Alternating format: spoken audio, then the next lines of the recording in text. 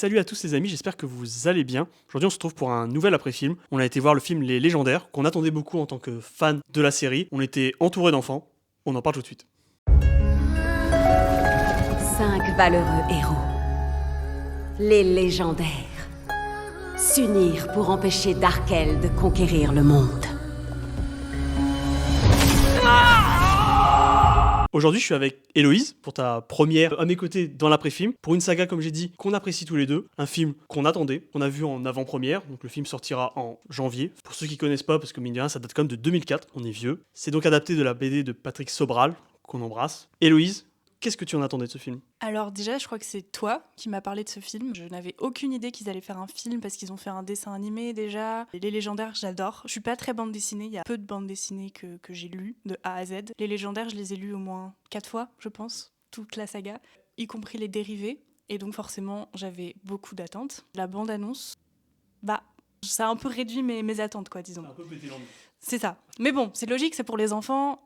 Pour ceux qui ont lu la bande dessinée, vous savez que c'est assez sombre. Ce serait compliqué de faire un film pour les enfants qui est vraiment calqué sur la bande dessinée. Donc c'est un peu logique quand même. C'est que la bande nous a un peu refroidi. Quelque part, je suis content de l'avoir regardé parce que j'aurais été très déçu parce que c'est que moi, quand j'ai commencé la BD, je pensais partir dans quelque chose de très enfantin parce que c'est littéralement des adultes retransformés en enfants. Ce film est fait pour les gens qui n'ont pas lu la BD. Il n'y a pas tellement de grosses refs aux fans de BD, même si je m'y suis un peu retrouvé, j'étais content parce que c'est une histoire donc adaptée, un nouveau récit qui va s'étaler sur plusieurs films. C'est pas spoilé, hein, mais une volonté du film que je trouve intéressante, qui a beaucoup de choses à raconter. C'est un univers qui est intéressant, mais qui est de base, comme tu l'as dit, très sombre, très vite. C'est que dans la BD, dès le tome 2, ça meurt. Je spoil la BD. Ça meurt et ça revient. Ça, c'est que mourir, c'est comme un rhume dans cet univers. Le cycle d'Anatos, pour ceux qui ont la ref, ça m'avait traumatisé. J'en parlais avec ma sœur avant d'aller voir ce film. C'est, je pense, une de mes premières crises d'angoisse et de cauchemars très violents. C'était à cause de ça. Je me suis dit, le mec déteste les enfants. Genre, je pense qu'il y a eu un truc au début, il aimait bien. Et puis, il a dû se fâcher avec un gosse qui lui vole son Kinder, j'en sais rien. Mais c'est brutal quand même. C'est sanglant. Donc là, le film fait le choix de pas partir dans ça. Et on comprend complètement, même si on aurait aimé, ne serait-ce que de voir un peu de sang. Toi, je pense pas que ça traumatisait des gosses de voir qu'un coup d'épée, bon, tu saignes, tu vois. Là, ils ont fait le choix de pas du tout. Mais au moins, l'univers fonctionne.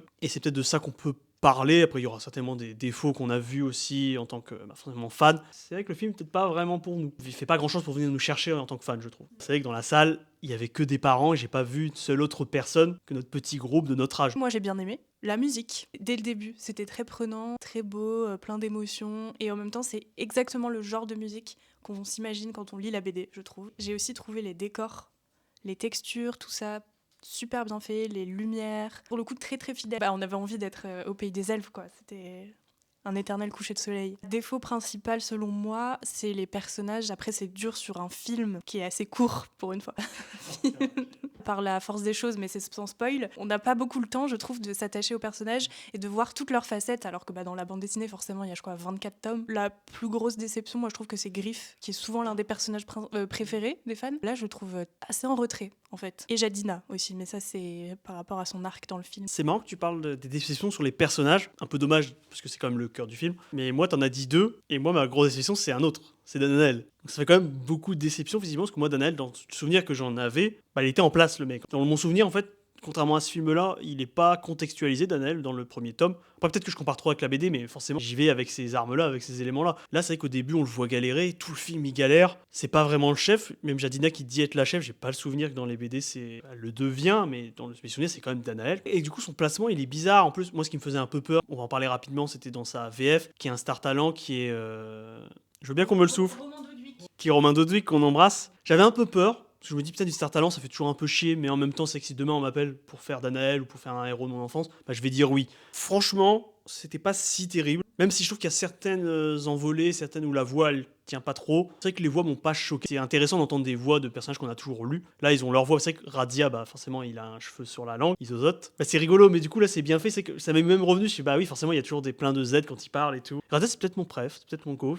Mais une question que je me pose et que je poserai à une de nos amies qui était avec nous, qui n'avait pas les rêves des BD, c'est je sais pas si, comme tu disais, les personnages sont durs à comprendre. Parce que moi, j'ai cerné des choses d'eux, mais est-ce que c'est des choses que le film m'a dit ou c'est un bagage que moi j'avais? Genre, j'ai bien aimé quelques sous-entendus sur Radia où on sent quand même qu'il en a sous le pied, qu'il a eu un passé beaucoup plus sérieux que l'image qu'il dégage. Mais est-ce que c'est le film qui le met bien en avant ou est-ce que c'est moi qui le déduis parce que justement j'ai lu la BD? Et je pense que ça, c'est plutôt mon bagage qui m'a fait apprécier ça que le film en lui-même, qui sait qu'il aide pas beaucoup ces personnages qui en plus sont plastiquement bizarres, je trouve. Ce que tu disais, et je suis d'accord avec toi, les textures, l'environnement est incroyable. Ça m'a même donné envie, je veux un jeu vidéo de ce monde-là, un RPG avec tous les personnages, leurs pouvoirs. Le monde est super, surtout qu'en plus il est vraiment beaucoup plus passé à la loupe que dans les premiers tomes. On voit tout de suite le monde des elfes, on le voit beaucoup, on voit tout de suite le pays de Jadina qu'on voit beaucoup plus tard, il me semble. Donc là, c'est vraiment intéressant et t'as même des petits teasers pour la suite qui sont intéressants. Mais c'est vrai que les personnages sont compliqués parce qu'on a Radia qui est rond, mais sinon tous les autres ont le même skin. Griff, tu disais, il faut qu'il aille à la salle, quoi, où il a pas mangé depuis longtemps. Parce que normalement, Griff, il est inspiré plus d'un Wolverine, donc c'est un petit mec un peu trapu. Et là, c'est vrai qu'il est bien skinny, quoi. Et c'est vrai que du coup, ça l'aide pas, mais je trouve quand même qu'il est là, il fait ses blagues. Moi, c'est vraiment Danael avec lequel j'ai eu du mal, alors que c'est censé lui qui porte l'équipe. Et là, c'est un peu un gros bébé, quoi. Mais t'as peut-être envie de le finir, le Danael, j'ai l'impression. Bah, c'est vrai que c'est quand même celui qui a le moins envie de reformer les légendaires. Alors que pas du tout dans la bande dessinée, c'est lui qui les reforme. Oui. Donc t'as raison. Non, Griff, ce que je reproche, c'est que je trouve qu'il est en retrait par rapport aux autres personnages. Le personnage en lui-même est bien respecté, mais je trouve qu'il fait un peu secondaire. Alors après, il y a les personnages rajoutés. Bon. Ce qui est intéressant, c'est qu'ils suivent pas du tout l'histoire de la bande dessinée sur la reformation des légendaires. Ils font autre chose et ça marche. C'est simpliste un peu. Ça manquait peut-être un peu quand même de moments émotion, où il y a vraiment une scène de eux 5 qui combattent. Il manque peut-être vraiment un symbole de leur reformation. Ça manquait un peu. Parce que comme d'ailleurs ils font une blague dans le film là-dessus, on les voit finalement pas très souvent tous les 5 à combattre en même temps. Justement, sur les combats, dès une des premières bagarres, il y a une blague qui vient interrompre ça, qui m'a un peu eu, mais après je me suis fait, tiens merde, en fait, est-ce qu'elle est pas juste là pour mettre sous le tapis que, en fait, on sait pas trop faire les combats, et que les combats durent jamais très longtemps, et pourtant le combat de fin dure une plombe. Parce que comme t'as dit, en fait, il se retrouve assez vite et c'est efficace. Je me suis dit, bah c'est bien, comme ça on va vite passer au sérieux. Donc je me suis dit, le début est assez bien rythmé, mais la fin est tellement longue, tu fais, bah c'est dommage. Je pense que l'épisode 2, s'ils font une suite, que je souhaite quand même, il ira plus dans l'exploration, parce que c'est un monde qui est vraiment beau, c'est un univers qui vaut le coup. Je suis vraiment curieux de voir comment ils vont adapter ces fameux arcs qui nous ont traumatisés, ou qui m'ont traumatisé, moi en tout cas. Ça, je signe un peu pour une version un peu plus adulte. Franchement, ça a du potentiel. Le personnage, c'est vrai qu'on sent pas trop, comme tu dis, ils ont pas vu qu'ils ont pas beaucoup de moments ensemble. On sent qu'ils ont eu un passif, mais c'est qu'on comprend pas pourquoi Daniel il veut absolument pas les reformer. On dirait vraiment qu'il déteste, quoi. Tu vois, il est forcé d'être là, il avait pas envie de venir. T'as l'impression que le mec qui déteste le plus le film, c'est lui, quoi. Je parlais de Griff tout à l'heure, c'est que Griff est pas spécialement fort. Alors que d'habitude, il envoie quand même un peu du bois. Chimie, elle est quand même respectée, je trouve. T'as l'impression que le mec qui a fait le film, son personnage préféré, c'est Chimie. Moi, c'était plus Radia, donc ça va, je suis pas trop mal loti. Je pense que les fans de Griff, on en aura un plus tard, il sera un peu deg. Moi, Jadina dans les débuts, elle est chiante, donc elle est bien retranscrite. Et Darkel est un peu stylé. Et je me demande même si sa VF, faudrait que je vérifie, il n'y a pas de teaser de DiCaprio. Peut-être que je me trompe, mais j'ai un peu bien aimé sa voix. Et il est pas trop cliché parce que des fois c'est même lui qui dit aux gentils qui sont un peu clichés et ouais, vous faites chier quoi. Et lui il est là pour dire non mais j'ai pas le temps, je vais faire mon truc. Et que son plan est presque pas si con. Non, sur Jadina qui est chiante dans les bandes dessinées au début, et là elle est chiante et sombre. Genre je la trouve pas très drôle. Alors que elle avait ce côté chiant mais attachant, que là elle est juste chiante et boude et enfin elle est très sombre.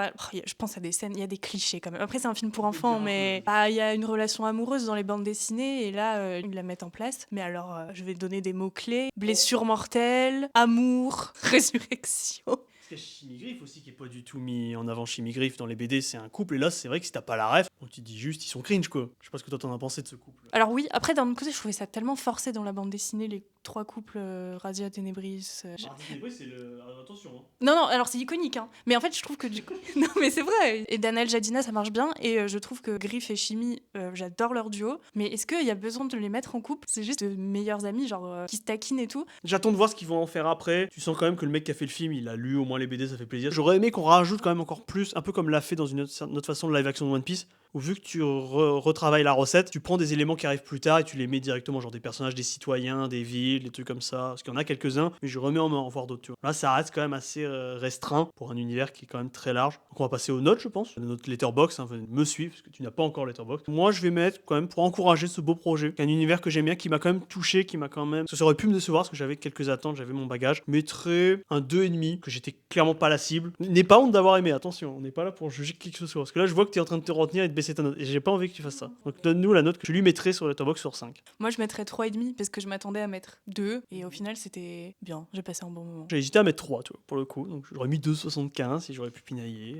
Donc je mets 2,5. En tout cas, on vous invite à aller voir ce film quand il sortira. Si vous l'avez déjà vu en avant-première ou si vous avez hâte de le découvrir, dites-le nous en commentaire. Moi, je vais aller demander aux copains ce qu'ils en ont pensé. Donc Loïse, parmi nous, tu étais la seule à découvrir cet univers. Qu'est-ce que tu en as pensé, toi qui avais un regard extérieur, un regard neuf? Moi, personnellement, j'ai aimé. Genre, je trouve que le film a bien été fait pour les gens qui, justement, découvraient la BD, le film, etc. Pour le coup, ouais, j'ai pas été perdue. Bon, je connais plus les noms des personnages, mais il y avait l'histoire de pourquoi c'était enfant. Franchement, c'était bien expliqué. Enfin, j'ai bien aimé. Tu inviterais les gens qui connaissent pas, veulent aller le découvrir? Ouais, pourquoi pas. Après, c'est les choix et les couleurs. Chie sur le film, en fait. Ça fait comme tout le monde, là. Moi, il y a des choses que j'ai pas aimées, comme tout le monde. Mais il y a des choses que j'ai bien aimées et les choses qu'on a bien aimé, il faut les mettre en valeur. C'est beau, tu es un exemple de pureté. Petite question pour les fans, pour voir, est-ce que tu as un petit préféré dans l'équipe parmi les 5? La bestiole, celui qui zozote, l'elfe Je sais plus comment il s'appelle, mais c'était le tigre. Et tout à l'heure, je l'ai appelé Tigrou C'est et tu Tigrou, t'es ton foutu de ma gueule. C'est vrai, non mais... C'est Tigrou ton préf? Mais c'est pas, je sais qu'il s'appelle pas Tigrou, mais pour moi, Ça s'appelle Griffe. je préfère Griff alors. Bah, on comprend. Parce que j'aime bien la mentalité qu'il a. Pour lui, oui, certes, ça peut faire penser à un manque d'affection, je sais pas quoi. Mais au moins, ça prouve qu'il aime son équipe, il aime sa famille, il aime les gens. Vraiment Héloïse d'ailleurs, qui n'aime personne, hein, qui Ouais. l'a détesté Griffe d'ailleurs, c'est pour ces mêmes raisons. Qu'est-ce que tu penses d'Héloïse? Je l'adore. On n'aura pas de méchanceté d'elle. Alors Chacha, tu es une vieille fan des légendaires. Qu'est-ce que tu as pensé de ce film? Je me doutais en vrai que ça allait être fait pour les enfants. C'est un peu le plus gros reproche que j'ai à faire au film parce que je pense qu'une version adulte, et on s'entend sur version adulte, hein, bien sûr, on s'entend, mais une version avec toute la violence qu'il y a là-dedans, etc. Je pense que ça pourrait être vraiment banger, genre vraiment ça pourrait être un très bon film d'ajouter cette part-là, parce que là, du coup, c'est très lisse, c'est très gentil, etc. Les personnages, je trouve, en vrai, je suis assez d'accord, je crois que c'est Loïs qui disait ça, si tu connais pas, c'est bien mis en place. On sait à peu près qui fait quoi, qui vient d'où, même Darkel. D'ailleurs, j'étais contente, je savais pas du tout qu'on allait voir ce méchant-là. Même, il y a des petits rappels, du coup, sur leur passé, etc. Bon, après, c'est pas énorme. Et après, pareil, les décors, c'est très chouette, mais pareil, j'aurais préféré en voir plus, parce que c'est vraiment peut-être le premier quart, non, peut-être pas un peu plus du film. Et ouais, c'est vrai que t'as envie de voir les décors, il y a beaucoup de choses qui se passent, donc t'as vraiment envie d'en voir plus, quoi. Petit personnage préféré, c'était Chimie dans mes souvenirs. Qu'est-ce que t'en as pensé de cette adaptation à l'écran? Chimie, je me souvenais pas, mais je pense que maintenant, avec mes yeux de personne qui a 15 ans de plus que quand elle lisait les BD, Chimie, c'est une pique-me.